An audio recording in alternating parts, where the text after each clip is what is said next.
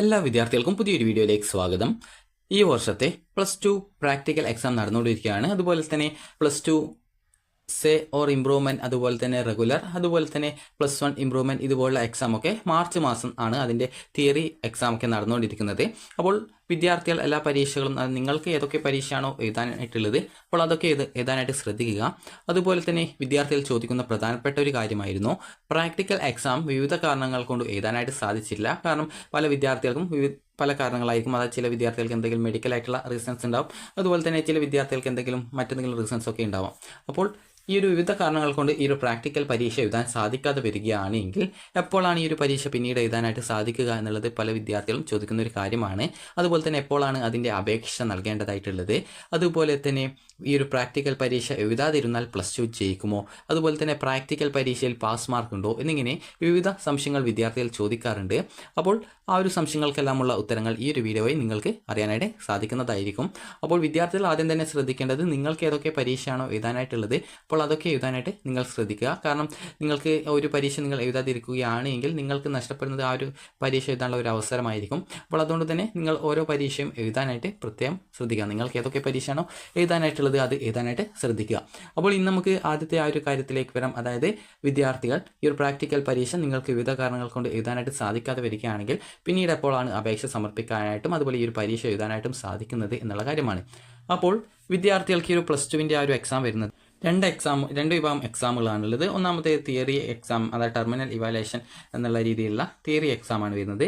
പിന്നീട് രണ്ടാമത്തേത് പ്രാക്ടിക്കൽ എക്സാമാണ് +2വിന് വരുന്നത്. അപ്പോൾ നിങ്ങൾക്ക് ഈ രീതിയിൽ രണ്ട് വിഭാഗത്തിലായിട്ടാണ് എക്സാം +2വിന് വരുന്നത്. അപ്പോൾ നിങ്ങൾ ശ്രദ്ധിക്കേണ്ടത് ഈ ഒരു തിയറി പരീക്ഷയിലാണ് ഒരു മിനിമം പാസ് മാർക്ക് എന്ന് പറയുന്നത്.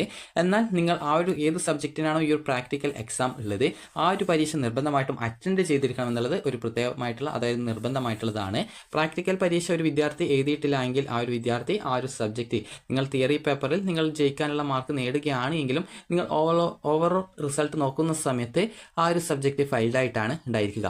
അപ്പോൾ അതുകൊണ്ട് തന്നെ പ്രാക്ടിക്കൽ പരീക്ഷ ഒരു വിദ്യാർത്ഥി നിർബന്ധമായിട്ടും എഴുതിയിരിക്കണം എന്നുള്ളത് ഒരു നിബന്ധനയാണ് എന്നുള്ളത് ശ്രദ്ധിക്കുക. അതുപോലെ തന്നെ നിങ്ങൾ ശ്രദ്ധിക്കേണ്ടത് ഒരു വിദ്യാർത്ഥിക്ക് പ്രാക്ടിക്കൽ പരീക്ഷ ഒരു തവണ മാത്രമാണ് എഴുതാനായിട്ട് സാധിക്കുക. അതുപോലെ ആ ഒരു പ്രാക്ടിക്കൽ പരീക്ഷ ഇംപ്രൂവ്മെൻറ്റ് ചെയ്യാനോ അല്ലെങ്കിൽ പ്രാക്ടിക്കൽ പരീക്ഷയിൽ ഒരു വിദ്യാർത്ഥി ഫെയിൽഡ് ആവുകയോ ചെയ്യുന്നതല്ല. കാരണം പ്രാക്ടിക്കലിൽ നിങ്ങൾക്ക് ഒരു മിനിമം മാർക്ക് സ്കോർ ചെയ്യണം എന്നുള്ള നിബന്ധനയില്ല. കാരണം പ്രാക്ടിക്കലിൽ നിങ്ങൾക്ക് എത്രത്തോളം മാർക്ക് കിട്ടുന്നുവോ അതാണ് നിങ്ങളുടെ മാർക്ക് ആയിട്ട് പ്രാക്ടിക്കലിലായിട്ട് ആ ഒരു മാർക്കായിട്ട് രേഖപ്പെടുത്തുക. മിനിമം ഇത്ര മാർക്ക് നേടണം എന്നുള്ളത് നിർബന്ധമല്ല. കാരണം പ്രാക്ടിക്കൽ പരീക്ഷ 40 മാർക്കിലാണ് ഈ ഒരു പ്രാക്ടിക്കൽ പരീക്ഷ വരുന്നത്. നിങ്ങൾക്ക് പ്രാക്ടിക്കൽ പരീക്ഷയിൽ ഒരു മാർക്കാണ് കിട്ടുന്നതെങ്കിൽ പോലും പിന്നീട് നിങ്ങൾക്കത് ഇംപ്രൂവ് ചെയ്യാനോ മറ്റോ സാധിക്കുന്നതല്ല. അതുകൊണ്ട് തന്നെ നിങ്ങൾ പ്രാക്ടിക്കൽ പരീക്ഷയൊക്കെ എഴുതുന്ന സമയത്ത് നന്നായിട്ട് തന്നെ അത് പഠിച്ച് പ്രിപ്പയർ ചെയ്തിട്ടായിരിക്കണം എഴുതിയിരിക്കേണ്ടത്. കാരണം നിങ്ങൾക്ക് എത്രത്തോളം മാർക്കാണ് ആ ഒരു പ്രാക്ടിക്കൽ പരീക്ഷയിൽ നിങ്ങൾക്ക് കിട്ടുന്നത്, അത് മാത്സിൻ്റേതായിരുന്നാലും അതല്ല നിങ്ങൾക്ക് ഫിസിക്സ് ആയാലും അല്ലെങ്കിൽ കെമിസ്ട്രി ആയാലും അല്ലെങ്കിൽ ബയോളജിയുടേതായിരുന്നാലും നിങ്ങൾക്ക് അതിൽ എത്ര മാർക്കാണോ ആ ഒരു പരീക്ഷ നിങ്ങൾ എഴുതുന്ന സമയത്ത് നിങ്ങൾക്ക് കിട്ടുന്നത്, അപ്പോൾ ആ ഒരു പരീക്ഷയ്ക്ക് ആ ഒരു ടൈമിൽ കിട്ടുന്ന മാർക്കാണ് നിങ്ങളുടേതായിട്ട് പരിഗണിക്കുക. ഒരു വിദ്യാർത്ഥി ഒരു തവണ മാത്രമാണ് പ്രാക്ടിക്കൽ പരീക്ഷ എഴുതേണ്ടതായിട്ടുള്ളത്. ഒന്നിലധികം തവണ ഒരു സബ്ജക്റ്റിൻ്റെ പ്രാക്ടിക്കൽ എഴുതാനായിട്ട് സാധിക്കുന്നതല്ല. ഇപ്പോൾ ഇനി വിദ്യാർത്ഥികൾ ഈ ഒരു പ്രാക്ടിക്കൽ പരീക്ഷ നിങ്ങളുടെ വിവിധ കാരണങ്ങൾ കൊണ്ട് നിങ്ങൾക്ക് എഴുതാനായിട്ട് സാധിച്ചിട്ടില്ല എന്ന് കരുതുക. അപ്പോൾ അങ്ങനെയെങ്കിൽ എപ്പോഴാണ് ഈ ഒരു പരീക്ഷയ്ക്ക് നിങ്ങൾ അപ്ലൈ ചെയ്യേണ്ടത് എന്നുള്ള കാര്യം നോക്കാം. അപ്പോൾ നിങ്ങൾക്ക് പ്രാക്ടിക്കൽ എഴുതാനായിട്ട് സാധിച്ചിട്ടില്ലെങ്കിലും നിങ്ങൾ അതിൻ്റെ തിയറി പാർട്ട് പരീക്ഷ എഴുതാനായിട്ട് ശ്രദ്ധിക്കുക. കാരണം തിയറി പരീക്ഷയിൽ നിങ്ങൾക്ക് എത്രത്തോളം മാർക്ക് സ്കോർ ചെയ്യാൻ പറ്റുമോ അതനുസരിച്ച് നിങ്ങൾ ആ ഒരു പരീക്ഷ അതായത് എഴുതിയിട്ട് കൂടുതൽ മാർക്ക് സ്കോർ ചെയ്യാനായിട്ട് ശ്രദ്ധിക്കുക. ഇനി നിങ്ങൾക്ക് ഈ ഒരു പ്രാക്ടിക്കൽ പരീക്ഷ നിങ്ങൾക്ക് എഴുതാൻ സാധിക്കാത്തത് കൊണ്ട് തന്നെ ഈ ഒരു പ്രാക്ടിക്കൽ പരീക്ഷയുടെ ആ ഒരു സേ പരീക്ഷ എപ്പോഴാണ് എന്നുള്ള കാര്യം നമുക്ക് നോക്കാം. അപ്പോൾ ഈ ഒരു പ്രാക്ടിക്കൽ പരീക്ഷ നിങ്ങൾക്ക് എഴുതാനായിട്ട് സാധിച്ചിട്ടില്ല എങ്കിൽ +2 സേ ഓർ ഇംപ്രൂവ്മെൻറ്റ് എക്സാമിനേഷൻ്റെ കൂടെയാണ് നിങ്ങൾ ഈ ഒരു പ്രാക്ടിക്കലിൻ്റെ ആ ഒരു എഴുതാത്ത സബ്ജക്റ്റിൻ്റെ പ്രാക്ടിക്കൽ ഏതാണോ, അതായത് ഇപ്പോൾ ഒരു ഉദാഹരണം പറയുകയാണെങ്കിൽ ഇപ്പോൾ ഒരു ബയോളജി സയൻസിൽ പഠിക്കുന്ന ഒരു വിദ്യാർത്ഥിയാണെങ്കിൽ ആ ഒരു വിദ്യാർത്ഥിക്ക് ഏകദേശം 4 വിഷയങ്ങളുടേതായിരിക്കും പ്രാക്ടിക്കൽ ഉണ്ടാവുക. ഒന്ന് ഫിസിക്സ് ആണ്, അതുപോലെ തന്നെ രണ്ടാമത്തെ കെമിസ്ട്രി, മൂന്നാമത്തേത് ബയോളജി, അതുപോലെ തന്നെ നാലാമത്തേത് ഈ ഒരു മാത്സ്. അപ്പോൾ ഇങ്ങനെ ടോട്ടൽ 4 വിഷയങ്ങൾക്കായിരിക്കും ഈ ഒരു പ്രാക്ടിക്കൽ എക്സാമിനേഷൻ ഉണ്ടാവുക. അപ്പോൾ ഇങ്ങനെ വരുന്ന സാഹചര്യത്തിൽ ഒരു വിദ്യാർത്ഥിക്ക് ഇപ്പോൾ ഒരു ഉദാഹരണത്തിന് കെമിസ്ട്രി പരീക്ഷയുടെ പ്രാക്ടിക്കൽ അല്ലെങ്കിൽ മറ്റേതെങ്കിലും ഒന്നിലധികം സബ്ജക്റ്റുകളുടെ പ്രാക്ടിക്കലോ അല്ലെങ്കിൽ ഒരു സബ്ജക്റ്റിൻ്റെ പ്രാക്ടിക്കലോ നിങ്ങൾക്ക് എഴുതാനായിട്ട് സാധിച്ചിട്ടില്ല എന്ന് കരുതുക. അതായത് ഇതിൻ്റെ പ്രാക്ടിക്കൽ നിങ്ങൾ എഴുതിയിട്ടില്ല, അതേസമയം ബാക്കിയുള്ള എല്ലാ സബ്ജക്റ്റിൻ്റെയും പ്രാക്ടിക്കൽ എഴുതിയിട്ടുണ്ട്, അല്ലെങ്കിൽ ഏതെങ്കിലും ഒരു സബ്ജക്റ്റിൻ്റേത് കൂടി വിട്ടുപോയിട്ടുണ്ട്. അത് ഒരു ഉദാഹരണത്തിന് നമുക്ക് ഫിസിക്സ് എടുക്കാം, ഫിസിക്സിൻ്റെ പ്രാക്ടിക്കൽ കൂടി നിങ്ങൾ എഴുതിയിട്ടില്ല എന്ന് കരുതുക. അപ്പോൾ ഇങ്ങനെ വരുന്ന സാഹചര്യത്തിൽ ആ ഒരു വിദ്യാർത്ഥി തിയറി പരീക്ഷയിൽ വിജയിച്ചു കഴിഞ്ഞായിരുന്നാലും ഓവറോൾ റിസൾട്ട് നോക്കുന്ന സമയത്ത് നോട്ട് എലിജിബിൾ എന്നാണ് കാണിക്കുക. കാരണം പ്രാക്ടിക്കൽ പരീക്ഷ ആ ഒരു വിദ്യാർത്ഥി അറ്റൻഡ് ചെയ്തിട്ടില്ല എന്നുള്ളത് മനസ്സിലാക്കാം. അതുപോലെ തന്നെ പ്രാക്ടിക്കലിന് ഇമ്പ്രൂവ്മെന്റ് ഇല്ല. അതുപോലെ തന്നെ പ്രാക്ടിക്കൽ ഒരു തവണ മാത്രമാണ് ഒരു വിദ്യാർത്ഥിക്ക് ഒരു സബ്ജക്റ്റിൻ്റെത് എഴുതാനായിട്ട് സാധിക്കുക എന്നുള്ളത് കൂടി മനസ്സിലാക്കുക. അപ്പോൾ നിങ്ങൾ എന്തെങ്കിലും കാരണം കൊണ്ട് ഏതെങ്കിലും സബ്ജക്റ്റിന്റെ പരീക്ഷ പ്രാക്ടിക്കൽ എഴുതാനായിട്ട് വിട്ടുപോയിട്ടുണ്ടെങ്കിൽ നിങ്ങൾ ചെയ്യേണ്ട കാര്യം എന്ന് പറയുന്നത് നേരത്തെ പറഞ്ഞതുപോലെ +2 സേ ഓർ ഇമ്പ്രൂവ്മെന്റ് പരീക്ഷയുടെ ആ ഒരു സബ്ജക്റ്റിനായിട്ട് രജിസ്ട്രേഷൻ ചെയ്യുക. അതായത് ആ ഒരു സബ്ജക്റ്റിന്റെ ഈ ഒരു സേ പരീക്ഷയ്ക്കായിട്ട് രജിസ്ട്രേഷൻ ചെയ്യുക. അതിൽ പ്രാക്ടിക്കലിന്റെ കൂടെ ഫീസ് അടക്കണം. പ്രാക്ടിക്കലിന് 25 രൂപയോളമാണ് ഫീസ് വരുന്നത്. അപ്പോൾ അതുകൂടി നിങ്ങൾ അടക്കുക. അതിനുശേഷം നിങ്ങൾക്ക് ഈ ഒരു +2 സേ പരീക്ഷയുടെ അപേക്ഷ എന്ന് പറയുന്നത് +2ന്റെ റിസൾട്ട് വന്ന് തൊട്ടടുത്ത ദിവസം മുതൽ ഏകദേശം ഒരാഴ്ചക്കുള്ളിൽ നിങ്ങളുടെ അപേക്ഷ സമർപ്പിക്കണം. നിങ്ങൾ ഏത് സ്കൂളിലാണോ ഈ ഒരു അവസാനമായിട്ട് അത് ഈ ഒരു +2 പരീക്ഷയ്ക്ക് രജിസ്ട്രേഷൻ ചെയ്തിട്ടുണ്ടായിരുന്നത് ആ ഒരു സ്കൂളിലാണ് നിങ്ങളുടെ ഈ ഒരു +2ന്റെ സേ ഓർ ഇമ്പ്രൂവ്മെന്റ് പരീക്ഷയ്ക്കുള്ള അപേക്ഷ സമർപ്പിക്കേണ്ടത്. അപ്പോൾ ഇങ്ങനെ അപേക്ഷ സമർപ്പിച്ച ശേഷം, അതായത് നിങ്ങൾക്ക് മറ്റേതെങ്കിലും വിഷയം തോറ്റിട്ടുണ്ടെങ്കിൽ അത് ഇതിൻ്റെ കൂടെ തന്നെ നിങ്ങൾക്ക് അതുകൂടി രജിസ്ട്രേഷൻ ചെയ്യാം. അതിന് പ്രത്യേകിച്ച് പ്രോബ്ലം ഒന്നുമില്ല.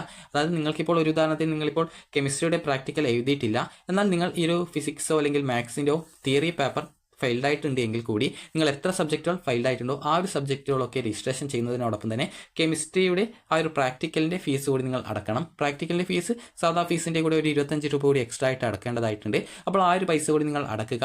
അടച്ച ശേഷം നിങ്ങൾക്ക് ഏകദേശം ഒരു ജൂൺ മാസത്തോടെ അല്ലെങ്കിൽ മെയ് മാസത്തോടെ തന്നെ ഈ ഒരു +2 സേ ഓർ ഇമ്പ്രൂവ്മെന്റ് പരീക്ഷ വരും. അപ്പോൾ ആ ഒരു പരീക്ഷ നടക്കുന്നതിന് മുമ്പായിട്ട്, അതായത് ജൂൺ മാസമാണ് ഈ ഒരു എക്സാം നടക്കുന്നത് എങ്കിൽ ഈ ഒരു ഏകദേശം 2 ആഴ്ചക്ക് മുമ്പോ, ഈ ഒരു പരീക്ഷയ്ക്ക് 2 ആഴ്ചക്ക് മുമ്പൊക്കെ ആയിട്ട് നിങ്ങൾക്കൊരു പ്രാക്ടിക്കൽ എക്സാമിനേഷൻ വിവിധ സെൻറ്റേഴ്സിൽ, അതായത് ഒരു ക്ലബ്ഡ് ആയിട്ട്, അതായത് ഒരു ഉദാഹരണത്തിന് നിങ്ങൾക്ക് നിലവിൽ പഠിച്ച സ്കൂളിൽ തന്നെയായിരുന്നു ഈ ഒരു പ്രാക്ടിക്കലിൻ്റെ എക്സാം നടന്നിട്ടുണ്ടായിരുന്നത് എങ്കിൽ ഈ ഒരു സേ ഓർ ഇമ്പ്രൂവ്മെന്റ് പരീക്ഷ നടത്തുന്ന സമയത്ത് നിങ്ങൾക്ക് നിങ്ങളുടെ സ്കൂളിൽ തന്നെ ആയിരിക്കണമെന്നില്ല, മറ്റേതെങ്കിലും സ്കൂളുകളായിരിക്കും. അതായത് ഒരു 4 അല്ലെങ്കിൽ 2 സ്കൂളുകളെ അല്ലെങ്കിൽ 3 സ്കൂളുകളെ ഒരുമിച്ചിട്ട് ആ ഒരു സ്കൂളിൽ പ്രാക്ടിക്കൽ എഴുതാതിരുന്ന വിദ്യാർത്ഥികൾ ഉണ്ടാവും. അപ്പോൾ അങ്ങനെയുള്ള വിദ്യാർത്ഥികൾക്ക് വേണ്ടിയിട്ട് ഒരു സെൻറ്റർ ആയിരിക്കും ഉണ്ടാവുക. അല്ലെങ്കിൽ ഒരു ജില്ലയിൽ 2 സ്കൂളുകളായിരിക്കും ഈ ഒരു പ്രാക്ടിക്കൽ എക്സാം നടത്തുന്നുണ്ടായിരിക്കുക. അപ്പോൾ ഒരു ജില്ലയിലെ എല്ലാവിധ സ്കൂളിലും പ്രാക്ടിക്കൽ എത്ര വിദ്യാർത്ഥികൾ അറ്റൻഡ് ചെയ്തിട്ടില്ല, അങ്ങനെയുള്ള വിദ്യാർത്ഥികളൊക്കെ ഉൾക്കൊള്ളിച്ചുകൊണ്ട് അവർക്ക് എഴുതാനായിട്ടുള്ള സൗകര്യത്തിനായിട്ട് ജില്ലയിലെ 2 അല്ലെങ്കിൽ 1 സ്കൂളിലായിരിക്കും ഈ ഒരു പ്രാക്ടിക്കൽ എക്സാം നടത്തുക.